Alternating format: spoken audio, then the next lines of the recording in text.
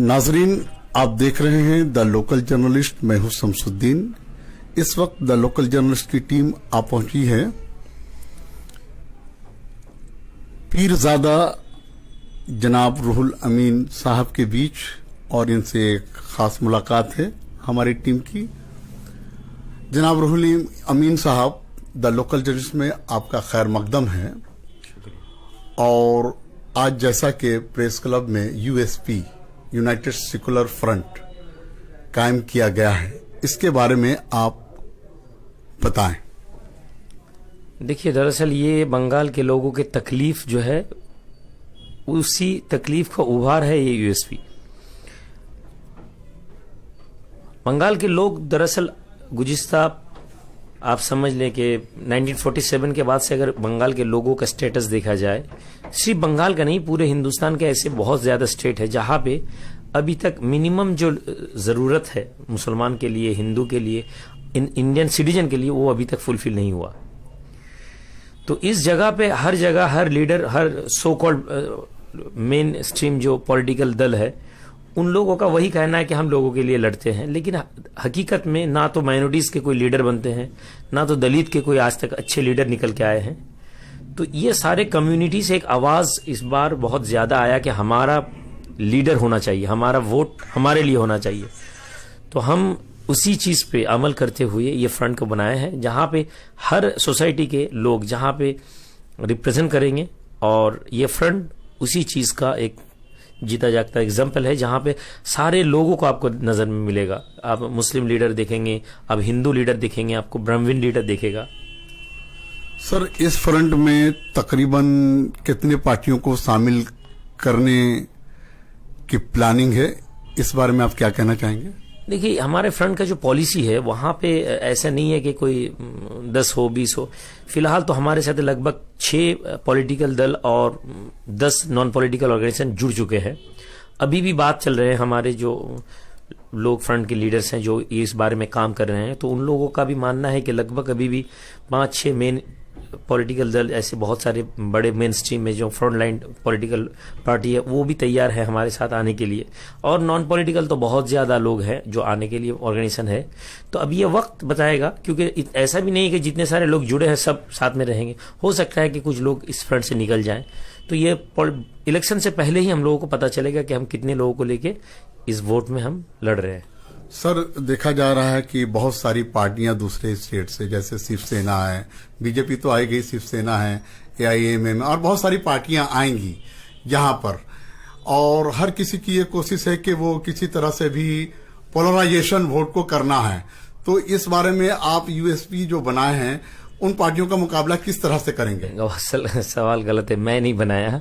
नहीं, एक फ्रंट जो बनाया गया है, आपकी एक कोशिश है कि पूरे एक फ्रंट बनाना चाहिए ताकि मुल्क में एक नेशनल इंटीग्रेशन के बेस पर डेमोक्रेसी को बचाया जा सके। हकीकत मानिए, इसमें मुझसे ज्यादा ऐसे लोगों का मेहनत है जो सिर्फ पीछे से काम करने वाले में है। और इनको ये इस चीज में मैं खुद को यहाँ पे जाहिर नहीं कर पाता। मैं कुछ हद तक काम कर लेता हूँ, लेकिन जब उन लोगों को देखता हूँ और उन लोगों का ये कहना है कि भाई हम पीछे से ही काम करने वाले में से रहना चाहते हैं, तो ये एक हम जैसे लोगों को उनके ये सबसे सिखाना है कि पीछे से भी काम कर सकते हैं। तो ऐसा नहीं है कि मैं, हाँ, फ्रंट ने थोड़ा ज्यादा हमें हाईलाइट किया कि आप फेस बन जाइए, और ये अल्हम्दुलिल्लाह फ्रंट का एक एहसान है मेरे ऊपर। लेकिन फ्रंट में हर लोग जो पॉलिटिकल इसमें फ्रंट में आए हैं, जिनका पिक्चर आया, जिन लोगों का पिक्चर नहीं आया, वो हमसे ज्यादा इंपॉर्टेंस है हमारे लिए। तो बहरहाल पोलराइजेशन का जो सवाल है वो समझने का है। पोलराइजेशन कुछ नहीं होता। पोलराइजेशन तभी होता है जब अवाम चाहता है कि मैं हिंदू बन जाऊं, मैं मुस्लिम बन जाऊं, और ये हिंदू और मुस्लिम ना बने, इसी वजह से ये सेकुलर फ्रंट बना। अब शिवसेना का भी हक है, अगर दीदी ओडिशा में जाके वोट लड़ती हैं, दीदी झारखंड में जाके वोट लड़ती हैं, तो दीदी के स्टेट में भी कोई आके वोट लड़ेगा। तो ये कोई जाति तो कोई जगह नहीं है कि भाई मेरा है। जैसे फ्रंट में मुस्लिम लोगों को वोट काट लेगा, ये जो आवाज उठाया जा रहा है ये गलत। मैं शुरू से बोल रहा हूं, मुस्लिम वोट लड़ेगा तो काट लेगा। सीपीएम नहीं वोट काट रहा है, कांग्रेस नहीं काट रहा है। ये सवाल क्यों नहीं उठाया जा रहा है कि भाई देखो सीपीएम की वजह से मुसलमान लोगों का वोट कट गया? क्यों सीपीएम, अगर दर हकीकत हम लोगों को सिर्फ बीजेपी के खिलाफ लड़ना है तो सीपीएम, कांग्रेस, टीएमसी सब अलायंस कर ले, लेकिन वो तो कोई नहीं करेगा। लेकिन अगर आप खड़े होते हो, आपके आइडेंटिटी अगर सर पे टोपी हो जाता है, अरे ये तो वोट कटवा बन गया, ये एक बहुत गंदा जहन है।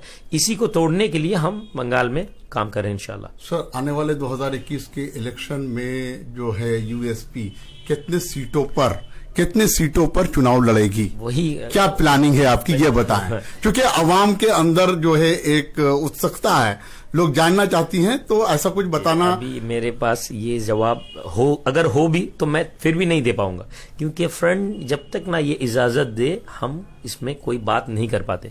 फ्रंट का एक अपना उसूल है, अपना पॉलिसी है, और फ्रंट के जो स्पोक पर्सन है मीडिया की तरफ से वही ये बताएंगे। मैं यहाँ पे मुझे कहने के तेरे कोई जगह नहीं है, लेकिन ये यकीन रखें ऐसे ऐसे वाइटल जगह पे है, मसलन आप समझ लें जादवपुर जो है कलकत्ता के अंदर, वहां पे जरूर ये फ्रंट लड़ेगा।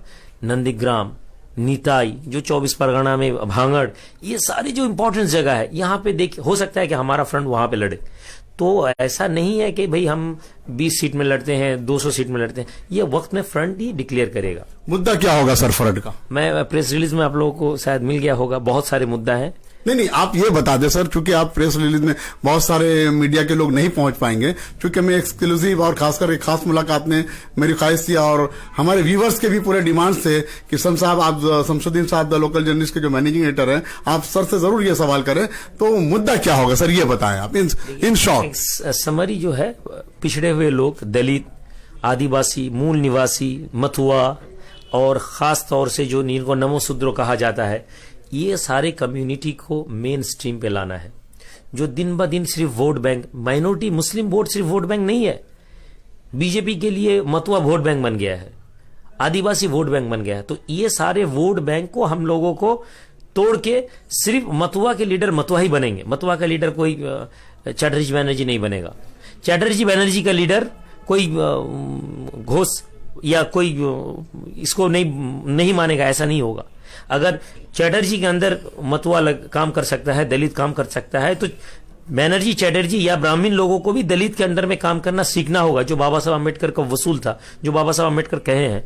माइनॉरिटी को सिर्फ छप्पा और वोट जाम करने के लिए इस्तेमाल नहीं कर सकते। माइनॉरिटी के लीडर को भी आपको वहां पे पॉलिसी मेकर में बैठाना है। मदरसा बोर्ड में सिर्फ आपके अपने नुमाइंदे को नहीं रख पाएंगे, मदरसा बोर्ड में वो सारे लोगों को बिठाओ जो एजुकेशन के बारे में समझते हैं। तो इस तरह से बहुत ज्यादा मुद्दा है। ईद और बकरीद जो है, वहां पे 2-2 दिन छुट्टी, एक छठ पूजा के लिए दीदी 2 दिन छुट्टी लगा दी, वेरी गुड। लेकिन कोई ये नहीं सवाल करता है कि इंटरनेशनल एक हॉलीडे है ईद में, आज तक कभी 2 दिन छुट्टी नहीं दिया, क्योंकि डर है कि इसमें मुसलमान का फायदा हो जाए। तो ऐसे बहुत ज्यादा मुद्दा है। जैसे हमारे पास जो नौजवान को आए, एनआईए वाले उठा के लेकर चले गए, मीडिया में दिन भर खबर चलता रहा, अरे ये टेररिस्ट। वो बच्चा जब 2 साल बाद बाहर निकल के आया, कोर्ट बता रहा है बाइज्जत बरी कर दिया गया, कोई खिलाफ इनके एक्शन नहीं है। लेकिन वो खबर कोई भी एक पेपर में मिनिमम नहीं आता। क्यों नहीं आता? क्योंकि मेन स्ट्रीम मीडिया, अगर गवर्नमेंट में हम रहेंगे, हम ये लाजिम कराएंगे जो आदमी ये न्यूज बनाया उनको ये न्यूज भी निकालना है रिलीज। हाँ, उसको टेररिस्ट फायर, उसका एक्यूज कर दिया गया, उसके साबित कर दिया गया है। तो ये सारे जो है इस फ्रंट का सोच है, और यही हमारा समाज को बदलेगा, हमारा यकीन है। सर, टाइम फ्रेम क्या है यूनाइटेड सेक्युलर फ्रंट का, जो तकरीबन जितनी पार्टियां मिलकर आएंगी और जो तादाद में वो कंटेस्ट करेंगे इलेक्शन में, टाइम फ्रेम कुछ है क्या? नहीं, वो है, लेकिन वो फ्रंट बताने का इज्जत नहीं देता मुझे, मैं बता नहीं पाऊंगा। शुक्रिया। चलिए सर, नेशनल इंटीग्रेशन पे मैं आपसे ये पूछना चाहूंगा कि आने वाले दिनों में 2021 में आप पूरे मगरबी बंगाल के लोगों से क्या कहना चाहेंगे, अमन और शांति को लेकर क्या पैगाम देना चाहेंगे यूएसएफ फ्रंट की जानिब से? अमन वो चैन हम तोड़ने वाले में नहीं है। जो ताकत में रहते हैं वही अमन चैन को नुकसान पहुंचाते हैं। मोदी को पुलवामा बनाना पड़ता है क्योंकि उनका वोट इशू रहता है। कश्मीर के कोई लोगों को पुलवामा जैसे काम करने में कोई दिलचस्पी नहीं है। बंगाल में हम जैसे लोगों को कोई दंगा फसाद का कोई जगह नहीं है। हम दंगा फसाद रोकना चाहते हैं। जिन लोगों को दंगा फसाद के जरिए ही ताकत लेना है वो दंगा फसाद करेंगे। सिर्फ गुजारिश आप लोगों को है कि आज तक आपने भरोसा रखा हर वो पार्टी पे जिसको लगा आप भरोसा कर रहे हैं, लेकिन आपको पता है वो झूठ बोल रहे हैं। हम पे शायद अभी आपका भरोसा ना हो, लेकिन ये गुजारिश है कि अपना वोट अपने लिए डालिए, किसी भी पार्टी के लिए नहीं। हमारा वोट हमारे लिए, आमार वोट आमार जन्नो। शुक्रिया। तो नाजरीन आप एक मिनट, तो नाजरीन आप देख रहे थे इस वक्त द लोकल जर्नलिस्ट, और हमारे बीच खास मुलाकात में मौजूद है जनाब पीरजादा रुहुल अमीन साहब, जो कि आयमा के जनरल सेक्रेटरी हैं, और बहुत ही बेबाकान अंदाज में इन्होंने कहा कि अपने वोट का सही इस्तेमाल करें और अमन सुकून से रहें पूरे बंगाल में। और फिर उनका एक ये भी पैगाम है, मैं जो सोचा हूं तुम वही सोचे हो जरूर, मैं जो सोचा हूं तुम वही सोचे हो जरूरी तो नहीं, मैं सबका भला चाहता हूं, तुम किसका भला चाहते हो, तुम किसका भला चाहते हो। आइए नाजरीन, इस बीच हमारे बीच मौजूद हैं जनाब राफे साहब, जो कि यूएस फ्रंट के आज प्रेस कॉन्फ्रेंस में शामिल रहे हैं। राफे साहब, आज सर मुझे ये बताएं कि आज जो प्रोग्राम लिया गया है यूएसए फ्रंट में, इस बारे में आप अपनी नजरिया को पेश करें। पहले तो मैं ये बता दूं कि यूएसएफ में मैं लोकतांत्रिक जनता दल का, चूंकि मैं बंगाल का स्टेट कन्वीनर हूं, तो उसके तहत मैं उसमें शामिल था। ऐसे बहुत सारे पॉलिटिकल दल और बहुत सारे सोशल दल उसमें हैं, जो आपको हमारे कन्वीनर सैयद रुहुल अमीन साहब बता चुके होंगे। तो हमारा ये सोच है कि बंगाल में हमेशा से राजनीति हुई है और सब पार्टीज ये कहते हैं कि हम माइनॉरिटी के काम करेंगे, माइनॉरिटी के लिए हैं और इसके लिए हैं, उसके लिए हैं, मगर आज तक कोई लीडरशिप सामने नहीं आई है। हमारी ये सोच है कि इस फ्रंट के जरिए हम मतवा समाज हो, आदिवासी समाज हो, एससी हो, एसटी हो, मुस्लिम समाज हो, इन सब समाजों के लीडरशिप को हम उभारेंगे और नई लीडरशिप को हम मौका देंगे। क्या लगता है, नई नस्ल को इस तरह से यूएसएफ कायम करने से एक नया पैगाम जाएगा और नई नस्ल और आने वाले दिनों में इससे बढ़ चढ़ कर काम करेंगी, क्योंकि आप भी एक यंग आइकॉन यूथ लीडर है। देखिए, एक डिलेमा छाया हुआ है पूरे बंगाल में। आज नई नस्ल जो है वो सोच नहीं पा रही है कि जाए तो जाए कहाँ। हर तरफ जो है हाहाकार मचा हुआ है, लोग डिसीजन नहीं ले पा रहे हैं। तो एक दिशा दिखाने की कोशिश हम जरूर करेंगे। हमारी ये कोशिश है कि एक दिशा दिखाएं। और नई नस्ल की आप बात कर रहे हैं, तो हम वही कह रहे हैं कि हम नई लीडरशिप कायम करना चाहते हैं इस यूएसएफ फ्रंट के जरिए। तो नाजरीन, ये आप देख रहे थे जनाब राफे साहब को, जिन्होंने बहुत ही बेबाका अंदाज में कहा कि इस फ्रंट का मकसद ही है कि तमाम धर्म को लोगों को लेकर चलना है।